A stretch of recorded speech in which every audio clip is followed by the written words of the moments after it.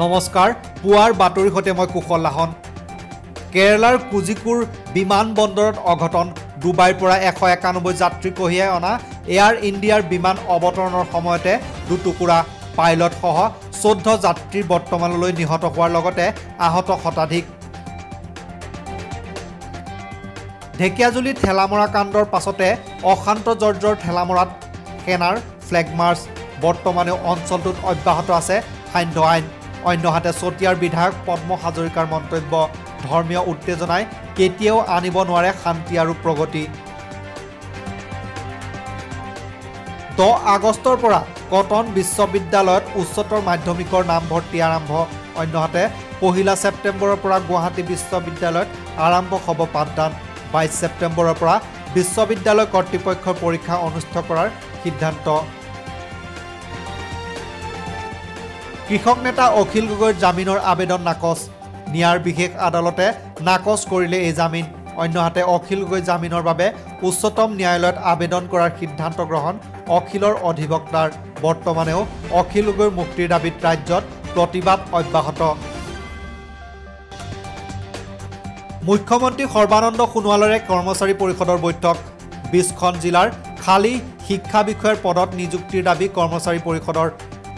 উল্লেখ্য যে দীৰ্ঘদিন ধৰি ৰাজ্যৰ 20খন জিলাত খালী হৈ আছে শিক্ষা বিভাগৰ বিভিন্ন পৰ্যায়ৰ বিষয়াৰ পদ নগা শান্তি চুক্তি চূড়ান্ত কৰিবলৈ তৎপৰ কেন্দ্ৰীয় চৰকাৰ অহা সপ্তাহত দিল্লীত NSCNৰে আলোচনাত বহিব কেন্দ্ৰীয় চৰকাৰ দাবী নিষ্পত্তি কৰিবলৈ লোৱা হ'ব মধ্যম পন্থা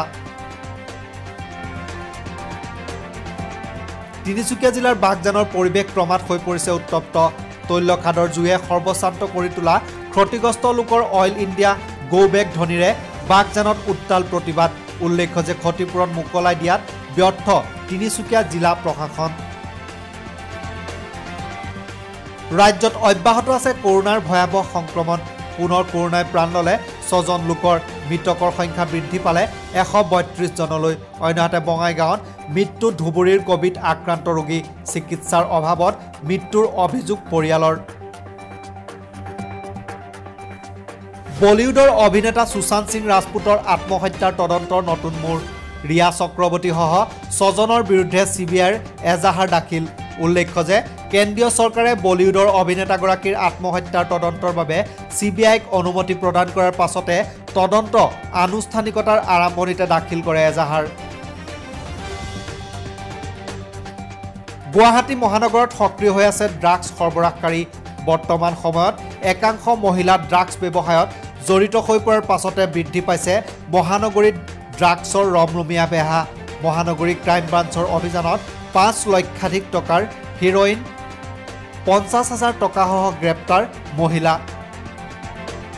আজিলৈ বাতৰি ইমানেই নমস্কাৰ।